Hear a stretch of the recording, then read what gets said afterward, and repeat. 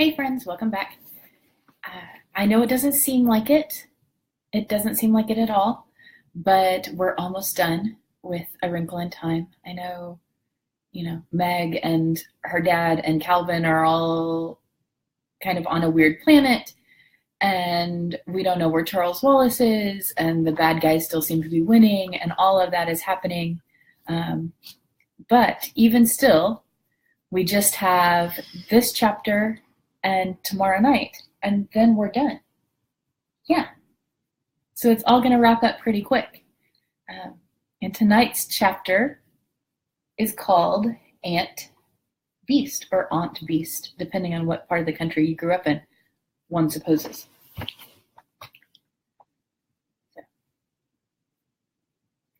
No, Mr. Murray said. Please put her down. A sense of amusement seemed to emanate from the beasts.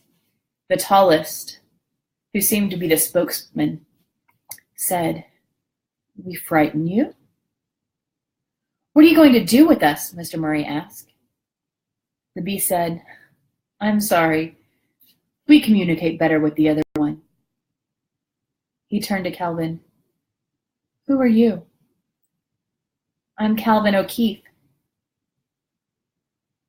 "What's that?" "I'm a boy, a young man." "You too are afraid?" "I'm not sure." "Tell me," the beast said, "what do you suppose you'd do if the three of us suddenly arrived on your home planet?" "Shoot you, I guess," Calvin admitted. "Then isn't that what we should do to you?" Calvin's freckles seemed to deepen, but he answered quietly, "I'd really rather you didn't. I mean, the Earth's my home, and I'd rather be there than anywhere in the world, in the universe. And I can't wait to get back. But we make some awful bloopers there." The smallest beast, the one holding Meg, said, "And perhaps they aren't used to visitors from other planets." "Used to it?" Calvin exclaimed. "We've never had any as far as I know." "Why?" "I don't know." The middle beast, a tremor of trepidation in his words, said, "You aren't from a dark planet, are you?" "No." Calvin shook his head firmly, though the beast couldn't see him. We're shadowed, but we're fighting the shadow." The beast holding Meg questioned, "You three are fighting?" "Yes," Calvin answered, "now that we know about it." The tall one turned back to Mr. Murray, speaking sternly. "You, the oldest, man, from where have you come? Now." Mr. Murray answered steadily, "From a planet called Camazotz." There was a mutter from the three beasts. "We do not belong there," Mr. Murray said, slowly and distinctly. "We were strangers there, as we are here.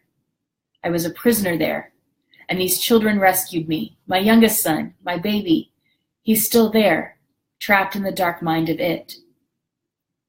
Meg tried to twist around in the beast's arms, to glare at her father and Calvin. Why were they being so frank? Weren't they aware of the danger? But again her anger dissolved as the gentle warmth of the tentacles flowed through her. She realized that she could move her fingers and toes with comparative freedom, and the pain was no longer so acute. "We must take this child back with us," the beast holding her said. Meg shouted at her father, "Don't leave me the way you left Charles!" With this burst of terror, a spasm of pain racked her body, and she gasped. "Stop fighting," the beast told her. "You'll make it worse. Relax." "That's what it said," Meg cried. "Father! Calvin! Help!" The beast turned toward Calvin and Mr. Murray. "This child is in danger. You must trust us." "We have no alternative," Mr. Murray said. Can you save her? I think so. May I stay with her? No, but you will not be far away. We feel that you are hungry, tired, and that you would like to bathe and rest. And this little, what is the word? The beast cocked its tentacles at Calvin. Girl, Calvin said. This little girl needs prompt and special care. The coldness of the, what is it you call it? The black thing? The black thing. Yes, the black thing burns unless it is counteracted properly. The three beasts stood around Meg, and it seemed that they were feeling into her with their soft waving tentacles. The movement of the tentacles was as rhythmic and as flowing as a dance of an undersea plant. And lying there, cradled in the four strange arms, Meg, despite herself, felt a sense of security that was deeper than anything she had known since the days when she lay in her mother's arms in the old rocking chair and was sung to sleep. With her father's help, she had been able to resist it. Now she could hold out no longer. She leaned her head against the beast's chest and realized that the gray body was covered with the softest, most delicate fur imaginable, and the fur had the same beautiful odor as the air. I hope I don't smell awful to it, she thought. But then she knew with a deep sense of comfort that even if she did smell awful, the beast would forgive her. As the tall figure cradled her, she could feel a frigid stiffness of her body relaxing against it. This bliss could not come to her from anything like it. It could only give her pain, never relieve it. The beasts must be good. They had to be good. She sighed deeply like a very small child, and suddenly she was asleep. When she came to herself again, there was in the back of her mind a memory of pain, of agonizing pain. But the pain was over now, and her body was left in comfort. She was lying on something wonderfully soft in an enclosed chamber. It was dark. All she could see was an occasional tall moving shadow, which she realized were the beast walking about. She had been stripped of her clothes, and something warm and pungent was gently being rubbed onto her body. She sighed and stretched, and discovered that she could stretch. She could move again. She was no longer paralyzed, and her body was bathed in waves of warmth. Her father had not saved her. The beasts had. So you are awake, little one. The words came gently to her ears. What a funny little tadpole you are.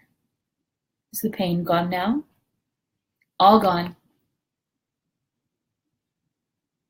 Are you warm and alive again?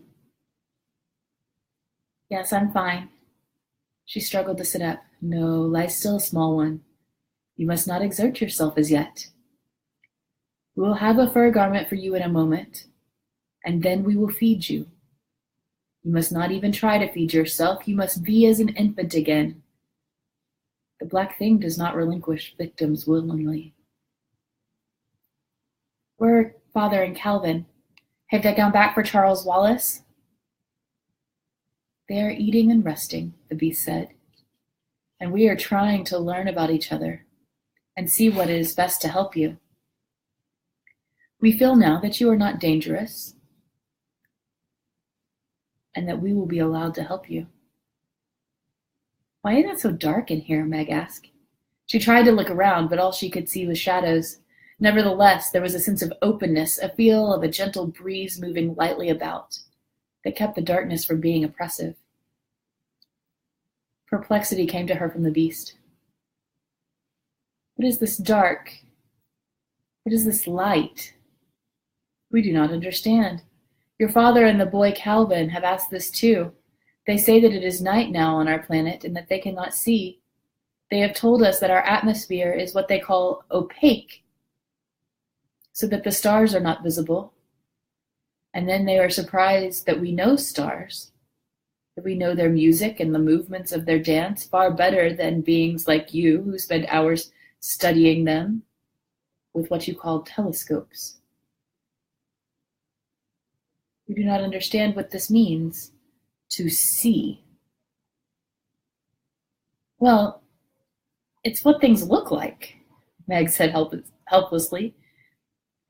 We do not know what things look like, as you say, the beast said. We know what things are like. It must be a very limiting thing, this seeing. Oh no, Meg cried. It's the most wonderful thing in the world. What a very strange world yours must be, the beast said. Such a peculiar seeming thing should be of such importance. Try to tell me, what is this thing called light that you are unable to live without? Well, we can't see without it, Meg said, realizing that she was completely unable to explain vision and light and dark. How can you explain sight on a world where no one has ever seen and where no one is in need of eyes? Well, on this planet, she fumbled, you have a sun, don't you? A most wonderful sun from which comes our warmth and the rays which give us our flowers, our food, our music, and all of the things which make life and growth. Well, Meg said, when we are turned towards the sun, our earth, our planet, towards our sun, we receive its light. And when we are turned away from it, it is night. And if we want to see, we have to use artificial lights. Artificial lights. The beast sighed. How very complicated life on your planet must be. Later on, you must try to explain some more. All right, Meg promised. And yet she knew that to try to explain anything that could be seen with the eyes would be impossible, because the beast in some way she saw, knew, understand, far more than she, or her parents, or Calvin, or even Charles Wallace. Charles Wallace, she cried. What are they doing about Charles Wallace? We don't know what it's doing to him or making him do. Please, oh, please help us. Yes, yes, little one, of course we will help you. A meeting is in session right now to study what is best to do. We have never before been able to talk to anyone who has managed to escape from a dark planet. So although your father is blaming himself for everything that has happened, we feel that he must be quite extraordinary a person to get out of Camazotz with you at all. But the little boy, and I understand that he is very special, a very important little boy. Oh, my child, you must accept that this will not be easy. To go back through the black thing, back to Camazotz. I don't know. But father left him, Meg said. We have to bring him back. He's got to bring him back. He can't just abandon Charles Wallace. The beast's communication suddenly became crisp. Nobody said anything about abandoning anybody. That is not our way. But we know that just because we want something does not mean that we will get what we want, and we still do not know what to do. We cannot allow you, in your present state, to do anything that would jeopardize us all. I can see that you wish your father to go rushing back to Camazotz, and you could probably make him do this. And then where would we be? No. You must wait until you are more calm. Now, my darling, here is a robe for you to keep warm and comfortable. Meg felt herself being lifted again, and a soft, light garment was slipped about her. Don't worry about your little brother. The tentacle's musical words were soft against her. We would never leave him behind the shadow. But for now, you must relax. You must be happy. You must get well. The gentle words, the feeling that this beast would be able to love her no matter what she said or did, lapped Meg in warmth and peace. She felt a delicate touch of tentacle up to her cheek, as tender as her mother's kiss. It is so long since my own small ones were grown and gone, the beast said. You were so tiny and vulnerable. Now I will feed you. You must eat slowly and quietly. I know you are half-starved, that you have been without food for far too long. But you must not rush things, or you will not get well. Something completely and indescribably and incredibly delicious was put to Meg's lips, and she swallowed gracefully. With each swallow, she felt strength returning to her body, and she realized that she had had nothing to eat since that horrible fake turkey dinner on Camazotz, which she had barely tasted. How long ago was her mother's stew? Time no longer had any meaning. How long does night last here? She murmured sleepily. It will be day again, won't it? Hush, the beast said. Eat, small one. During the coolness which is now we sleep. And when you waken, there will be warmth again and many things to do. You must eat now and sleep, and I will stay with you. What should I call you, please? Meg asked. Well now, first, try not to say any words for just a moment. Think within your own mind. Think of all the things you call people, different kinds of people. While Meg thought, the beast murmured to her gently, No, mother is a special and one name, and a father you have here. Not just friend, not teacher, not brother, not sister. What is acquaintance? What a funny, hard word. Aunt, maybe. Yes, perhaps that will do. And you think of such odd words for me, thing and monster. Monster, what a horrid sort of word. I really do not think I am a monster. Beast. Yes, that will do. Aunt Beast. Aunt Beast, Meg murmured sleepily and laughed. Have I said something funny? Aunt Beast asked in surprise. Isn't Aunt Beast all right? Aunt Beast is lovely, Meg said. Please sing to me, Aunt Beast. If it was impossible to describe sight to Aunt Beast, it would be even more impossible to describe the singing of Aunt Beast to a human being. It was music even more glorious than the music of the singing creatures on Uriel. It was music more tangible than form or sight. It had essence and structure. It supported Meg more firmly than the arms of Aunt Beast. It seemed to travel with her, to sweep her aloft in the power of song so that she was moving in glory among the stars, and for a moment she too felt that the words darkness and light had no meaning, and only this melody was real. Meg did not know when she fell asleep within the body of the music. When she wakened, Aunt Beast was asleep, the softness of her furry, faceless head drooping. Night had gone, and a dull gray light filled the room, but she realized now that here on this planet there was no need for color, that the grays, browns merging into each other were not what the beast knew, and that what she herself saw was only the smallest fraction of what the planet was really like. It was she who was limited by her senses, not the blind beasts, for they must have senses of which she could not even dream. She stirred slightly, and Aunt Beast bent over immediately. What a lovely sleep, my darling. Do you feel all right? I feel wonderful, Meg said. Aunt Beast, what is this planet called? Oh dear, Aunt Beast said. I find it not easy at all to put things in the way your mind shapes them. You call where you came from Camazotz? Well, it's where we came from, but it's not our planet. You can call us Ichtel, I guess, Aunt Beast told her. We share the same sun as Lost Camazotz. But that, give thanks, is all we share. Are you fighting the black thing? Oh yes, Aunt Beast replied. In doing that we can never relax. We are called according to his purpose. and whom he calls, them he also justifies. Of course, we have help, and without help it would be much more difficult. Who helps you? Meg asked. Oh dear, it is so difficult to explain things to you, small one.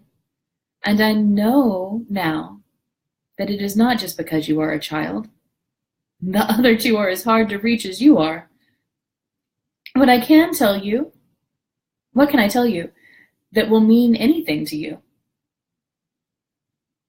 Good helps us. The stars help us. Perhaps what you would call light helps us. Love helps us. Oh, my child, I cannot explain. This is something that you just have to know or not know. But, we look not at things which are what you would call seen, but at things which are not seen. For the things which are seen are temporal, and the things which are not seen are eternal. Aunt Beast, do you know Mrs. Whatsit? Meg asked with a sudden flooding of hope. Mrs. Whatsit?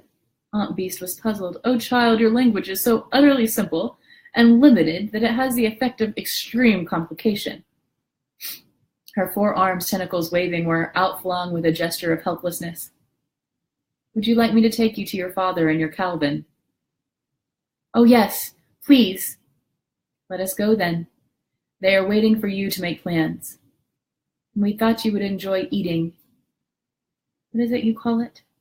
Oh, yes, breakfast. Together. You will be too warm in that heavy fur now. I will dress you in something lighter, and then we will go. As though Meg were a baby, Aunt Beast bathed and dressed her, and this new garment, that was made of pale fur, was lighter than the lightest summer clothes on earth. Aunt Beast put one tentacled arm around Meg's waist and led her through the long, dim corridors in which she could see only shadows, and shadows of shadows, until they reached a large columned chamber.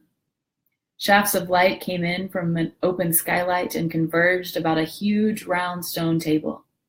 Here were seated several of the giant beasts, and Calvin and Mr. Murray, on a stone bench that circled the table. Because the beasts were so tall, even Mr. Murray's feet did not touch the ground, and lanky Calvin's long legs dangled as though he were Charles Wallace. The hall was partially enclosed by vaulted arches leading to long paved walks. There were no empty walls, no covering roofs, so that although the light was dull in comparison to Earth's sunlight, Meg had no feeling of dark or of chill. As Aunt Beast led Meg in, Mr. Murray slid down from the bench and hurried to her, putting his arms around her tenderly. They promised us you were all right, he said. While she had been in Aunt Beast's arms, Meg had felt safe and secure. Now her worries about Charles Wallace and her disappointment in her father's human frailty and fallibility rose like a gorge in her throat. I'm fine, she muttered, looking not at Calvin or her father, but at the beasts, for it was to them she turned now for help.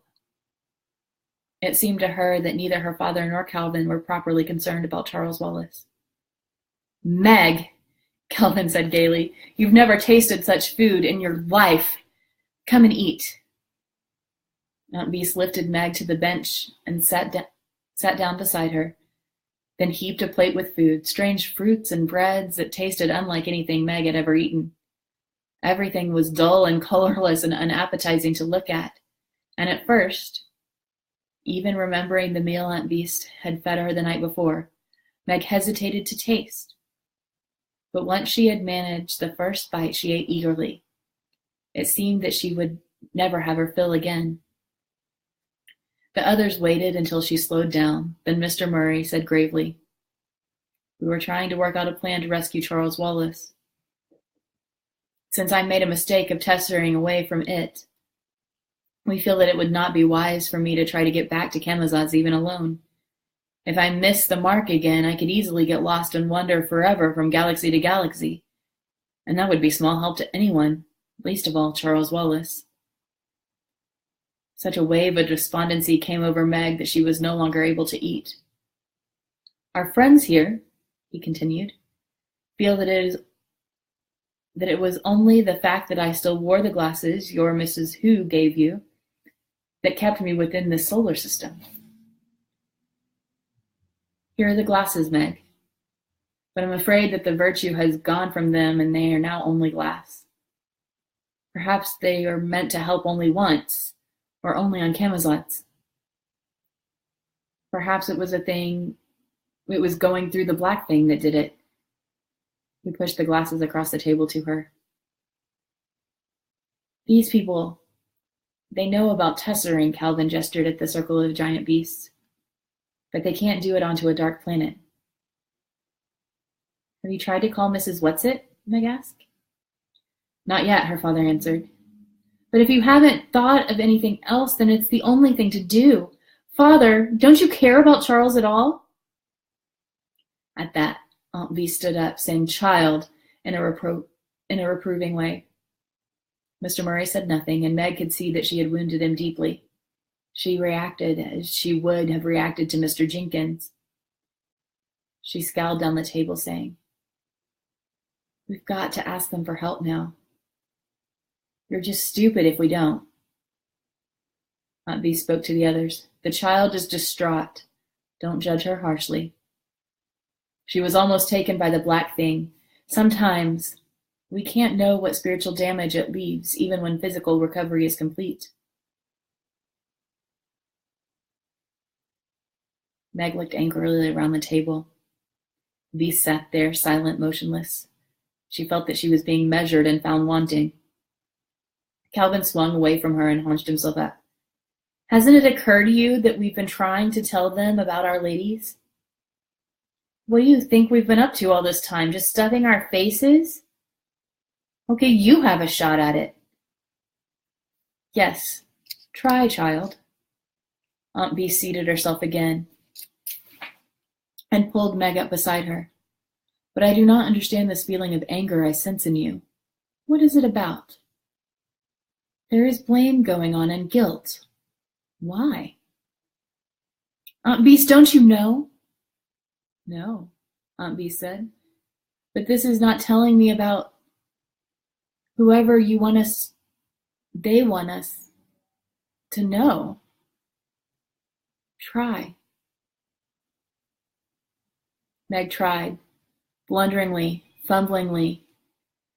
At first she described Mrs. Whatsit and her man's coat and multicolored shawls and scarves, Mrs. Who in her white robes and shimmering spectacles, Mrs. Witch in her peaked cap and black gown, quivering in and out of body. Then she realized that this was absurd. She was describing them only to herself. This wasn't Mrs. Whatsit or Mrs. Who or Mrs. Witch. She might as well have described Mrs. Whatsit as when she took form of a flying creature on Uriel.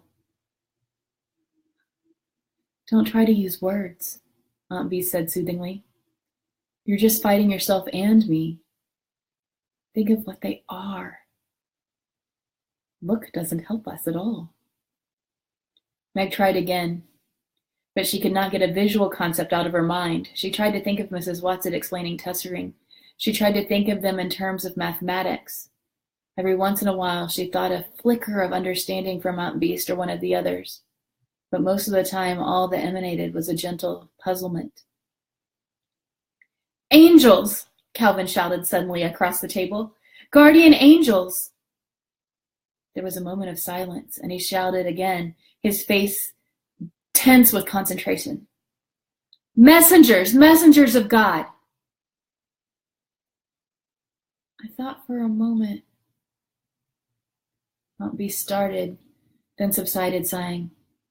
No, it's not clear enough. How strange it is that they can't tell us what they themselves seem to know, a tall, thin beast murmured. One of Aunt Bee's tentacled arms went around Meg's waist again. They are very young, and on their Earth, as they call it, they never communicate with other planets. They revolve all alone in space. Oh, the thin beast said. Aren't they lonely? Suddenly a thundering reverberated throughout the great hall. We are here. And that's the end of chapter 11. Tomorrow, we'll do chapter 12. And that'll be the end of the book. See you then.